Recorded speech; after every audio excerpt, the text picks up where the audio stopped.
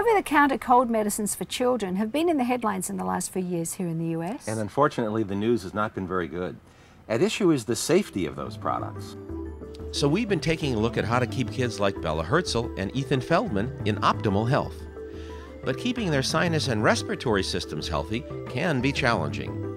The only thing that I get scared about when buying over-the-counter products at the store is reading the labels, not always knowing what's really in the product. Shannon's concerns are well-founded. Steroids, stimulants that have been used for children are critically important now. As you're well aware, pseudoephedrine was restricted from the U.S. marketplace because it's the base chemical for meth labs.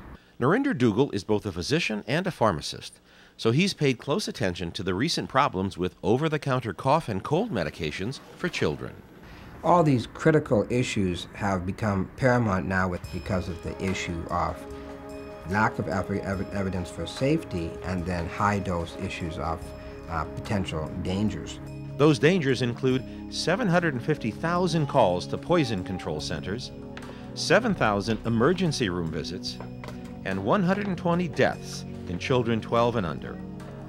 Tragically, there have been a number of fatal reactions in children from these over-the-counter products, and the FDA realized there's never been any safety research done in children. Bob Sears is a well-known pediatrician and author of 5 books. And he's by no means the only medical professional concerned about the absence of safety research. And children are not just small people. They are very different. Their metabolism is different. How they react is different. Marcus Lowe is a naturopathic physician who's focused on natural medicines that are safe and effective, especially for children. So if you want to give something to a child, you want to make sure it's tested in children and you know that it's safe. So what the FDA, I think, did appropriately is to recommend not using products, taking some off the market, and then recommend not giving them to younger children because they've never been proven safe or efficacious. Dr. Sears, Dougal, and Lowe are increasingly focused on natural dietary supplements, including formulations designed to keep sinuses and immune systems healthy. They're consulting for natural wellness companies, and they say it is now possible to find herbal products that deliver consistent results and that have been tested in double-blind clinical trials. One of those is a dietary supplement from Germany that's been in use for over 30 years as a support for the sinus and immune system. I gave it to one of my children, and I was very amazed by the results. I tried it myself, and I was very, very happy. So I gave it to a few of my patients, and I heard great reports back from the parents. They were very thrilled at how well it helped support their children's sinuses. I went out and bought it, and it worked amazing, and finally, thank God, I got a night of sleep. So it was great. In the past, I've had to be very careful about any product I give Ethan because of his food allergies. And thankfully, Sinupret does not conflict with his food allergies and is a safe product to give him because it's all natural. Dr. Lowe says this sinus support product is an example of how natural dietary supplements can be produced to pharmaceutical grade standards.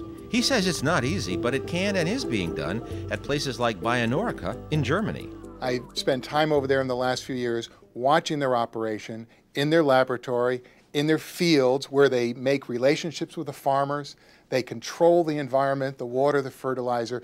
So what we have now is a plant material that is the same, that is standardized, batch after batch, pill after pill, harvest after harvest.